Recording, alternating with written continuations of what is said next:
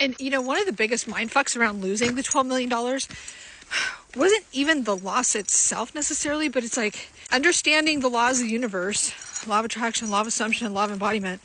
How did that even happen? How did I get to a point where, or how did I go from a point of clearly having enough of a wealth mindset to draw that to me? And to be clear, in case you haven't seen my other videos, the 12 million was in private shares that I received as a result of selling the highly successful companies that I built from the ground up. And at the time, you know, this was in California's flower industry. I can't say the real word here.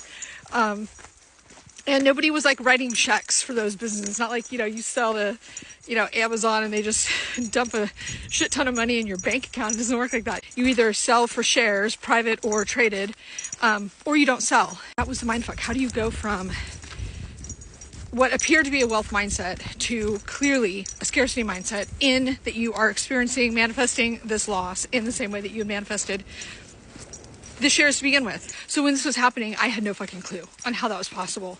And it took kind of, you know, what I've described as going into the fetal position for a few weeks to maybe a couple, it was like 6 weeks, sucking my thumb, where I kind of came out on the other side at the very beginning of a spiritual awakening that shook me to my core.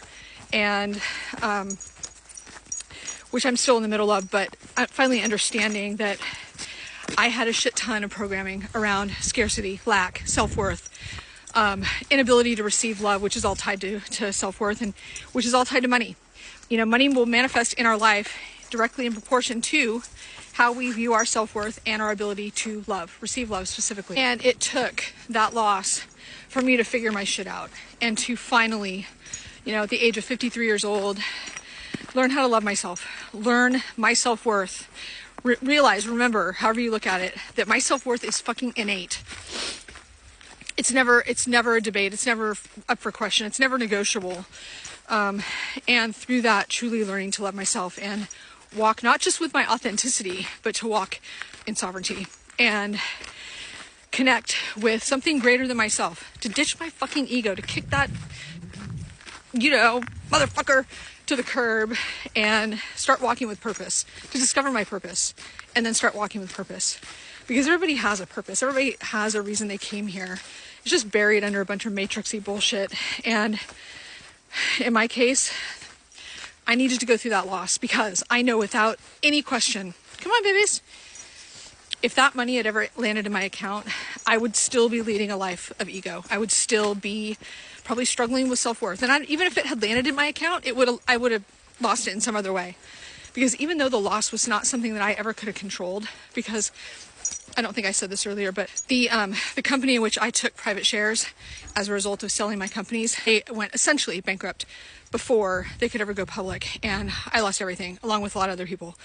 So just know that whatever you're going through in your life, whatever loss you think you're calling it a loss, maybe it's just your tuition. Maybe it's bringing you closer to yourself. Maybe it's bringing you closer to source.